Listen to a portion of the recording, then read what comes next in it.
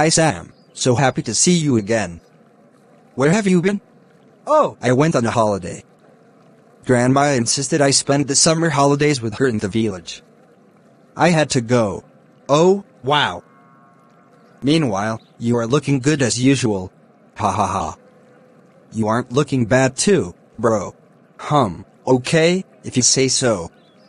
I really missed you, and the wonderful stories you promised to share with me always. I thought you will never come back again. I am always looking out from the balcony every Saturday, to see if I could see you coming. Today when I saw you passing, I quickly did my house chores and rushed out. Oh, Scott. I missed you too.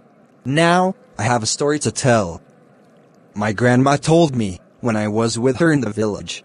That's good. It must be so interesting. It's the story about a man who gave birth to 7 children. He was very wealthy and a man of reputable character. But all his children were physically disabled. So sorry for him. That must have been tough. Yes. It was tough, but he didn't abandon any of them. He made sure he provided whatsoever they needed to make life worth living. To the blind daughter, he assigned a maiden to guide her, to support her in her daily activities. He did same for the other 2 guys that were blind, making them 3. The cripple, he bought a wheelchair, and also assigned someone to help her out too. He also had 2 others, who were dumb and deaf. Those ones, he brought an interpreter, who accompanies them wherever they go, and help breach the communication gap between them and the outside world. Most interesting was his last child. That one was bedridden and paralyzed from age 5. Him and his wife personally took care of that one, and was always by his side. He paid all the staff so well, and it was just one happy family. Despite the physical limitations, the love was so massive, and with his fatherly support and provision, life for all his children felt perfect and peaceful, that everyone in that community makes reference to them as a perfect example of what a happy and united family should be. That's so sweet. And she said, I know of a God who does the same for all his creatures. He gives to every one of them that which is suitable to sustaining their existence. He made springs gush forth in the valleys. They flow between the hills. They give drink to every beast of the field. Every day, the wild donkeys go there to quench their thirst. Beside them the birds of the heavens dwell. They sing among the branches. He caused the grass to grow for the livestock and plants for man to cultivate, that he may bring forth food from the earth.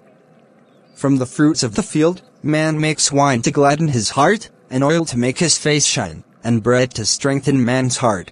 God didn't leave the trees behind. The trees of the Lord are watered abundantly, so they could bud and bear fruits. What about the birds of the sky? The cedars of Lebanon that he planted, in them the birds build their nests. The stork has her home in the fir trees. The high mountains are for the wild goats. The rocks are a refuge for the rock badgers. God is so amazing. Of course, he is a mighty God. And my grandma said that whenever I am in distress, I can always count on God. If he could take up such a huge project, to fix the entire creature, and always provide their daily needs, then there is no case that I may have that would be too much for him. Apart from helping us out of our troubles, God gives to every man blessings that are suitable for their sustenance.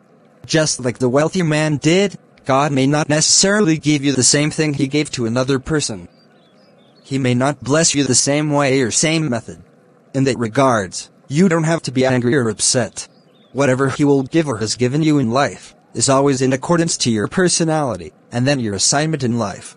If you gift the rock badgers the tree for shelter just as the birds, they cannot fit in, because they are meant for the rocks.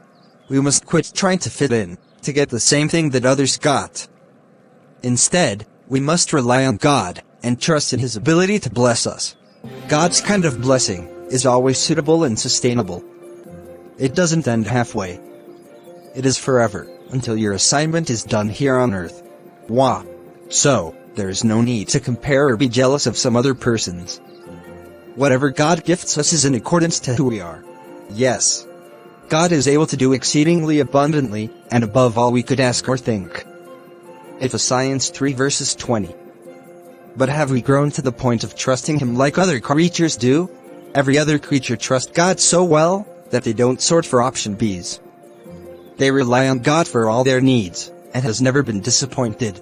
Could that be why our hearts fail us? Because it never stops relying on multiple sources. We put our trust in so many things at the same time, and ends up being disappointed. God have mercy upon us. My grandma said, the day her own mother told her this story, she has grown to be a better woman. Even if other women's children brings back a special kind of wrapper for their mothers, she doesn't get angry that her own children couldn't afford it.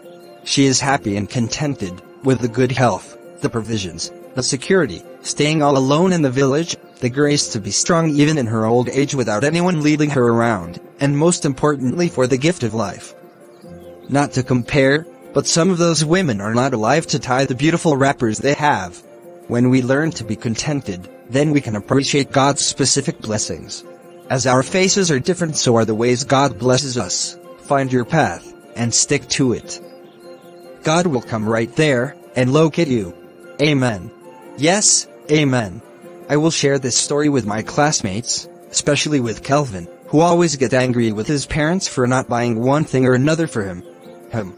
Do you know that this Kelvin, despite not having all that he needs, still carries the first position in class, since we were in JSS2 up till now that we are about entering writing WAC. He needs to hear this story.